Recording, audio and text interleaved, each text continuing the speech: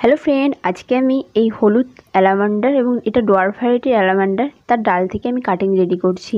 তো তার জন্য আমি এখানে নিয়েছি 2 ভাগ মতন বালি এবং 1 ভাগ গার্ডেন সয়েল, সেটাকে ভালো করে মিশিয়ে নিচ্ছি।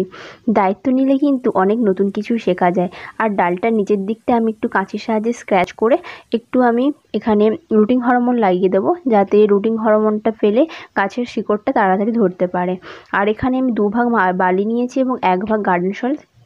কোনো কম্পোস্ট মেশাইনি, কেননা যেহেতু এখন গাছটার কোনো রকম রুট বেরোয়নি, সেই জন্য আমি কম্পোস্টটা মেশালাম না। ভালো করে চেপে চেপে ডালটাকে ভালো করে লাগিয়ে দেবো, যাতে না ডালটা নড়তে পারে।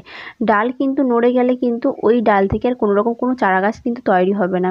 এমনভাবে চেপে চেপে বসাবেন যাতে ডালটা কোনোভাবেই নড়তে না পারে, সেই ব্যবস্থাটাই করে আর আজকে থেকেই আমি এই দুটো গাছের দায়িত্ব নিলাম এবং আমার নতুন বাগানের সদস্য করলাম। এর আপডেটটা আপনাদের সঙ্গে পরের ভিডিওতে শেয়ার করব। আজকে এই পর্যন্ত। By friend.